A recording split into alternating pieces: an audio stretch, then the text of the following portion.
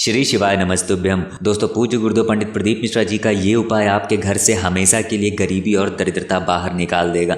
बेलपत्री और फूल का ये उपाय बहुत से लोगों ने किया और पूज्य गुरु जी ने कहा कि जिन लोगों ने इस उपाय को किया उन्होंने स्वयं ही साक्षात प्रमाण देखे हैं कि कैसे कुछ ही दिनों में मेरे महादेव की कृपा उनके ऊपर बरसने लगी। तो अगर आपके भी बहुत सारे काम धन की वजह से पूरे नहीं हो पा रहे हैं तो इस उपाय को जरूर करिएगा। तो चलिए जानते हैं इस खास उपाय को, लेकिन उससे पहले एक प्रार्थना, अगर आप चैनल पर नए हैं तो कृपया चैनल को सब्सक्राइब अवश्य कर लें। देखिए, इस उपाय को जानने से पहले आप लोग पूज्य गुरु जी द्वारा बताई गई एक छोटी सी बात जरूर जान लें। पूज्य गुरु जी ने अपनी कथा में बताया कि अगर आपने माता पार्वती या माँ सती या माँ गौरी या माँ विंध्यवासिनी या फिर और किसी भी देवी को आपने नहीं देखा है तो आप कल ही इन सभी माताओं के दर्शन कर सकते हैं। पूज्य गुरु जी ने कहा कि जब भी आप शिवालय जाओ और शिवलिंग के सामने बैठकर जिस समय शिवलिंग पर एक बेलपत्र समर्पित कर रहे हो तो उस समय बेलपत्र की तीनों पत्तियों और उनकी डंडी के दर्शन बड़े ही भाव से कर लेना और फिर इसके बाद इस बेलपत्री को अपने मस्तक पर स्पर्श करा लेना। बस आप लोग सिर्फ इतना करना और आपको 64 योगिनी और सभी माताओं का दर्शन और उनका आशीर्वाद स्वतः ही प्राप्त हो जाएगा।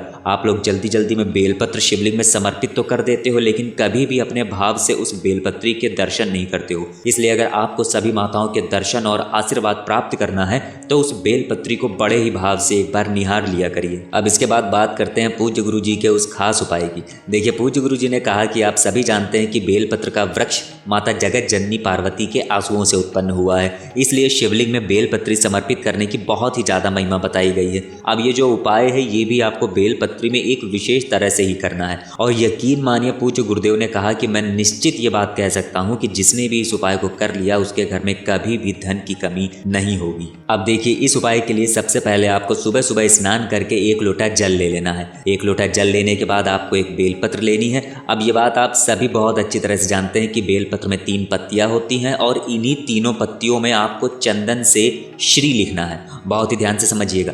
देखिए, एक बेलपत्र लेंगे और उस बेलपत्र की सीधी तरफ यानी चिकनी तरफ जो भाग शिवलिंग में रखा जाता है उसी चिकने वाले भाग में आपको तीनों पत्तियों में चंदन से श्री लिखना है। अब चंदन कौन सा होना चाहिए तो देखिए, पूज्य गुरु जी ने कहा कि चंदन आप पीले रंग का भी ले सकते हैं या लाल रंग का भी इस्तेमाल कर सकते हैं। किसी भी रंग के चंदन का आप इस उपाय के लिए इस्तेमाल कर सकते हैं। फिर इसके बाद आपको एक आंकड़े का फूल लेना है। आंकड़े का फूल आपको फूल वाली दुकानों से मिल जाएगा या फिर कई सारी जगहों पर ये लगा होता है तो वहां से भी आप तोड़ सकते हैं। आपकी सुविधा के लिए मैं सामने स्क्रीन पर आप लोगों को दिखा दे रहा हूं कि कुछ इस टाइप का आंकड़े का फूल होता है। अब देखिए, ये सारी सामग्री और 1 लोटा जल लेकर आपको पहुंच जाना है शिवालय। अगर शिवालय में कोई नहीं है तो आप दक्षिण दिशा में बैठकर उत्तर की ओर मुख कर लेंगे। लेकिन इसी के साथ पूज्य गुरु जी ने कहा कि अगर शिवालय में कोई है या शिवालय में भीड़ लगी है तो ऐसी स्थिति में दिशाओं का कोई भी महत्व मायने नहीं रखता है। अगर शिवालय में भीड़ लगी है तो आप किसी भी दिशा में बैठकर शिवलिंग में जल समर्पित कर सकते हैं। अब देखिए, आप लोगों को शिवलिंग के सामने बैठ जाना है। इसके बाद सबसे पहले जो 1 लोटा जल आप ले गए हैं वो जल धीरे धीरे समर्पित कर देंगे।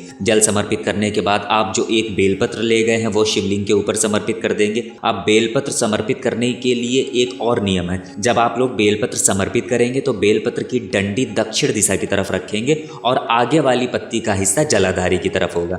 ऐसे ही बेलपत्र को समर्पित करना है और बेलपत्री का चिकनी तरफ वाला हिस्सा जिधर आपने श्री लिखा है वो हिस्सा शिवलिंग में स्पर्श करेगा। फिर इसके बाद आप जो आंकड़े का फूल ले गए हैं वो शिवलिंग के ऊपर समर्पित कर देंगे। आप सभी जानते हैं कि आंकड़े का फूल महादेव को अत्यंत प्रिय होता है, लेकिन इसके साथ आप सभी को एक बात का बहुत विशेष ध्यान रखना है कि जितनी देर आप जल समर्पित करेंगे, फिर उसके बाद बेलपत्र समर्पित करेंगे, फिर आंकड़े का फूल समर्पित करेंगे, जितनी भी देर आप ये सारे काम करेंगे आपको उतनी देर लगातार शिव महापुराण के मूल मंत्र श्री शिवाय नमस्तुभ्यम का जाप करते रहना है। अब ये सब करने के बाद आप 2 मिनट वहीं रुककर शिवालय में शिवलिंग के सामने बैठकर बाबा के मूल मंत्र का ध्यान करते हुए, स्मरण करते हुए आप उसके बाद अपने घर आ जाएंगे। इसके बाद पूज्य गुरु जी ने कहा कि ये उपाय आप किसी विशेष पर्व वाले दिन जैसे मकर संक्रांति, होली, दिवाली, शिवरात्रि, महाशिवरात्रि, प्रदोष व्रत वाले दिन या अन्य शुभ दिनों में कर सकते हैं। अगर आप इन दिनों ये उपाय कर रहे हैं तो आपको सिर्फ एक ही बार ये उपाय करना है, लेकिन अगर आप ये उपाय इन दिनों नहीं कर पाते हैं तो भी परेशान होने की जरूरत नहीं है। पूज्य गुरु जी ने कहा कि फिर आप सोमवार के दिन इस उपाय को कर सकते हैं, लेकिन फिर ये उपाय आपको 5 सोमवार करना है। ये उपाय आप सुबह से लेकर दोपहर तक कर सकते हैं, रात में ये उपाय आप लोगों को नहीं करना है। पूज्य गुरु जी ने कहा कि मेरे पास आज तक बहुत सारे ऐसे पत्र आए हैं जिन्होंने इस उपाय को करने के बाद अपने घर की गरीबी और दरिद्रता को पूरी तरह से दूर कर दिया। तो दोस्तों, ये थी बहुत ही विशेष जानकारी आप सभी के लिए। अगर वीडियो अच्छा लगा हो तो लाइक करिएगा। मिलते हैं फिर एक नए वीडियो के साथ। श्री शिवाय नमस्तुभ्यम।